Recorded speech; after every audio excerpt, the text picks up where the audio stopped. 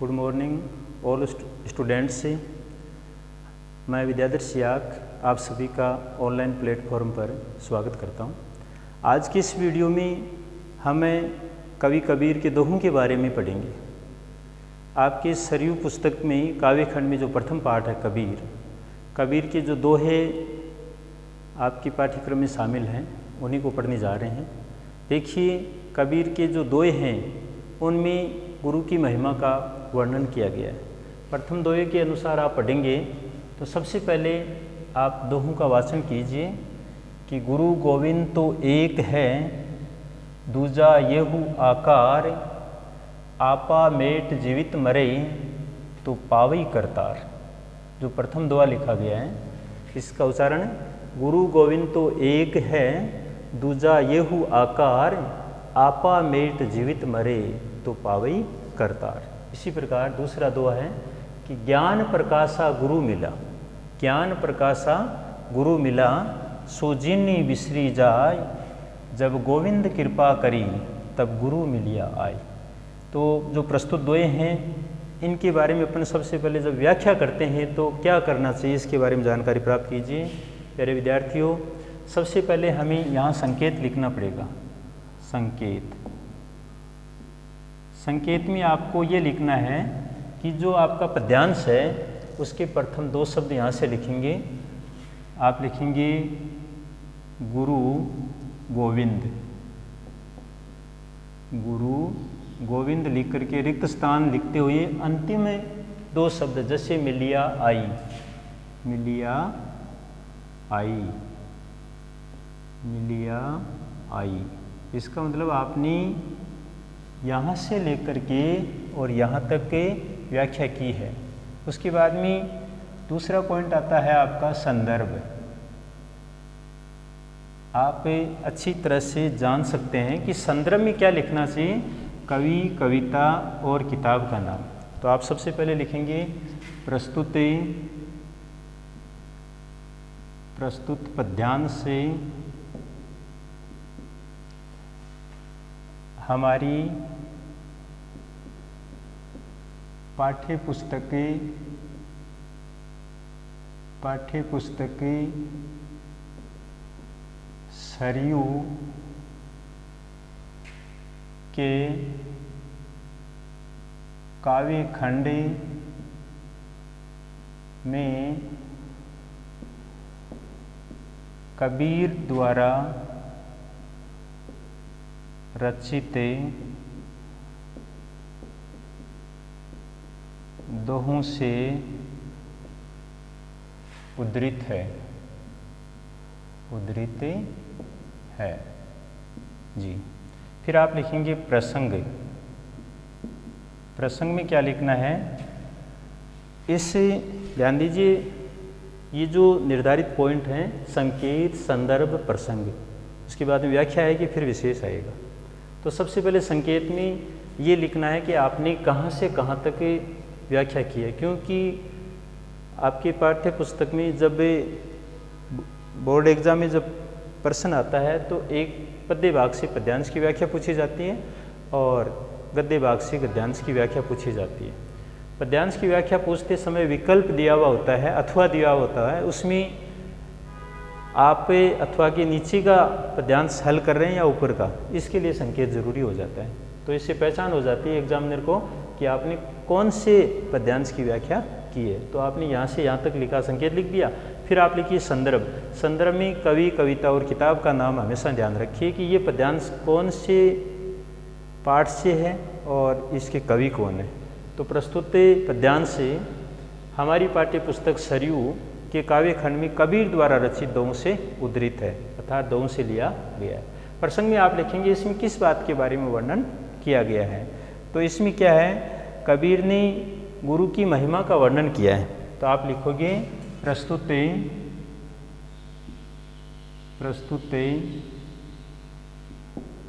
पद्यांश में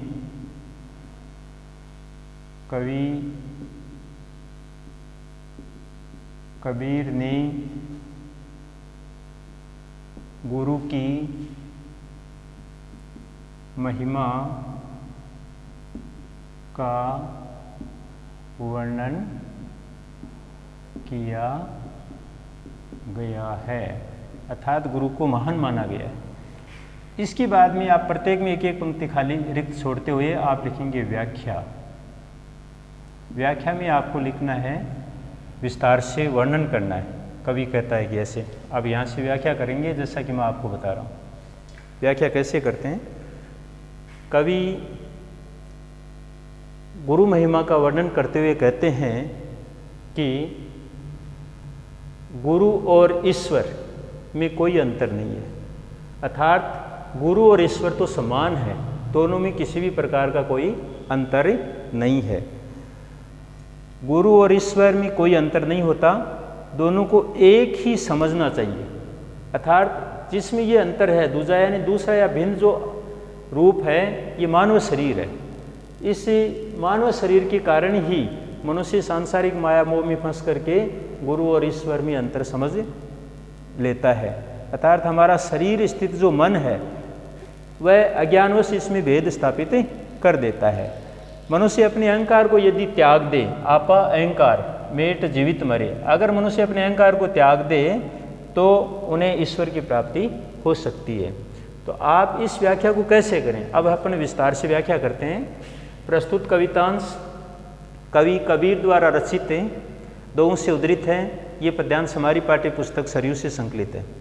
प्रस्तुत कवितांश में अर्थात पद्यांश में कवि गुरु की महिमा या महानता का वर्णन करते हैं। फिर आप व्याख्या लिखेंगे। कवि वर्णन करता हुआ कहता है कि गुरु गोविंद तो एक है, गुरु और ईश्वर दोनों एक ही होते हैं, अर्थात गुरु और ईश्वर में कोई अंतर नहीं होता है। दूजा येहू आकार, दूजा यानी दूसरा या भिन्न, और जो ये मानव शरीर के कारण इसमें जो अंतर समझा जाता है वो मनुष्य अपनी इस मानव शरीर के कारण ही सांसारिक या भौतिक मोह माया के कारण गुरु और ईश्वर में अंतर समझता है। आपा मेट जीवित मरे, आपा का अर्थ होता है अहंकार, मेट मिटाना, अर्थात यदि मनुष्य अपनी मन के अहंकार को मिटा करके जीवित मरे, अर्थात इस शरीर का मोह त्याग दे, तो उन्हें कर्तार का अर्थ होता है ईश्वर, तो उन्हें ईश्वर की प्राप्ति हो जाती है। फिर देखिए, गुरु का अर्थ होता है गुरु, गोविंद ईश्वर को कहा जाता है, ईश्वर जी। और दूजा का अर्थ होता है दूसरा या भिन्न, दूसरा या भिन्न कह दीजिए, यानी दूसरा जो मनुष्य शरीर है उसके लिए कहा गया है। और आकार ये मानव शरीर के लिए कहा गया है, मानव शरीर। कबीरदास जी कहते हैं कि गुरु और ईश्वर में कोई अंतर नहीं है, गुरु मान है, गुरु और ईश्वर तो दोनों एक ही होते हैं। दूजा येहू आकार, दूसरा जो भिन्न आकार है ये मानव शरीर है जो इनमें भेद स्थापित करता है।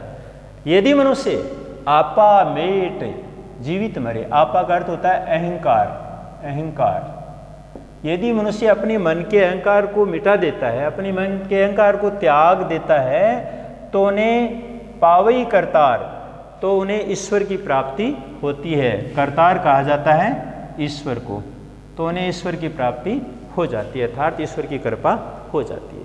कबीरदास जी कहते हैं कि गुरु और ईश्वर तो एक ही होते हैं, दोनों में किसी भी प्रकार का कोई अंतर नहीं होता है। ये जो मानव शरीर स्थित मन है ये गुरु और ईश्वर में भेद स्थापित करता है। अगर मनुष्य अपने मन के अहंकार को मिटा देता है तो उन्हें ईश्वर की प्राप्ति हो जाती है। तो अपन लिखेंगे, प्रथम दोहे में कबीर ने गुरु महिमा का वर्णन करते हुए कहा है कि ईश्वर और यानी गुरु और ईश्वर तो दोनों एक ही माने जाते हैं, दोनों में कोई अंतर नहीं होता है। ये जो दूसरा या भिन्न अंतर माना जाता है ये मानव शरीर के कारण होता है। ये मनुष्य शरीर ही ऐसा है जिसके अंदर यानी जिस मनुष्य मानव शरीर स्थित जो मन है ये मन ही दोनों में भेद स्थापित करता है। इसके लिए कबीरदास जी उपाय बताते हैं कि अगर मनुष्य अपने मन के अहंकार को मिटा करके और वह इस शरीर के मोह को त्याग दे, मन के अहंकार को मिटा करके इस मानव शरीर के मोह को अगर त्याग दे तो उसे ईश्वर की प्राप्ति हो सकती है। फिर आप लिखेंगे दूसरे दोहे में कबीरदास ने गुरु की महिमा का वर्णन करते हुए कहा है कि ज्ञान प्रकाशा गुरु मिला सो जिन्नी विसरी जाई। कबीरदास जी कहते हैं कि मेरे हृदय में जब ज्ञान की प्राप्ति हुई, कबीरदास जी कहते हैं कि मेरे हृदय में जब ज्ञान की प्राप्ति हुई तो मुझे गुरु का मिलन हुआ। जब मुझे मेरे हृदय में, कबीरदास जी के हृदय में अर्थात स्वयं एक मानव शरीर के रूप में कबीरदास जी कहते हैं कि जब उनके हृदय में ज्ञान का प्रकाश हुआ तो उन्हें गुरु की प्राप्ति हुई, सदगुरु यानी अच्छे गुरु की प्राप्ति। सो जिनी विसरी जाई। कबीरदास जी कहते हैं कि मेरे पर जो ईश्वर की कृपा है, गुरु की जो कृपा है वह बराबर बनी रहे, मैं इसको कहीं भूल न जाऊं, कि मुझे जो गुरु का आशीर्वाद मिला है मैं इसे कभी भूल न जाऊं, बस यही मुझे चिंता सताती रहती है। तब गुरु मिलिया आई। कबीरदास जी कहते हैं कि अगर जब मेरे हृदय में ज्ञान का प्रकाश हुआ तो मुझे, जब ज्ञान प्राप्त हुआ तो मुझे सदगुरु के कारण ही हुआ, अर्थात मेरे हृदय में जब ज्ञान का प्रकाश प्राप्त हुआ तो मुझे सदगुरु की प्राप्ति हुई। जब गोविंद कृपा करी कि मेरे गुरु यानी गोविंद यानी मेरे कृपालु राम की कृपा से ही या ईश्वर की कृपा से ही मुझे सदगुरु की प्राप्ति हुई है, मैं उसके उपकार को कहीं भूल न जाऊं, यही चिंता मुझे बार बार सताती रहती है। अर्थात कबीरदास जी कहते हैं कि जब मेरे हृदय में ज्ञान का प्रकाश हुआ, अर्थात ज्ञान प्राप्त हुआ, तभी मेरा सदगुरु से मिलन हो पाया, अथवा गुरु की शरण में जाने से ही मेरे हृदय में ज्ञान का प्रकाश प्राप्त हुआ। अब कबीरदास जी को इस बात की शंका है कि ऐसे कृपालु गुरु और उसके द्वारा अब जो प्रदत्त ज्ञान है जिन्नी विसरी जाई, अर्थात मैं उससे विसरी अर्थात भूल जाना, मैं उससे भूल न जाऊं, इस बात की मुझे चिंता सताती रहती है। कबीर को निरंतर एक ही बात का ध्यान रहता है कि कहीं गुरु के द्वारा दिए हुए ज्ञान को या प्रताप को मैं कभी भूल न जाऊं, क्योंकि जब ईश्वर कृपा करते हैं तब जीव को गुरु की प्राप्ति होती है। जब ईश्वर की मेहरबानी होती है तो ही उसे गुरु की प्राप्ति होती है। इस प्रकार ये दूसरे पद्यांश की व्याख्या पूर्ण हुई। फिर आप लिखेंगे विशेष में आपको क्या लिखना है? प्रस्तुत दोहों में गुरु को भारतीय संस्कृति के अनुसार सर्वोच्च स्थान बताया गया है। कहा भी गया है कि गुरु साक्षात परम ब्रह्म तस्मै श्री गुरुवे नमः, कि गुरु को तो साक्षात परम ब्रह्म यानी ईश्वर के समान माना गया है। इस पद्यांश की शैली उपदेशात्मक है, भाषा सहज सरल और सदुगड़ी भाषा का प्रयोग किया गया है। इसमें गुरु भक्ति के महत्व का वर्णन किया गया है। इन दोहों में गुरु का सर्वोच्च स्थान बताया गया है, गुरु की भक्ति करने के लिए प्रेरित किया गया है। इस प्रकार इसमें 4-5 विशेषताएं आप लिखेंगे तो ये यहाँ से यहाँ तक की आपकी व्याख्या पूर्ण हुई। इसी के साथ आज का वीडियो यहीं पर समाप्त। धन्यवाद।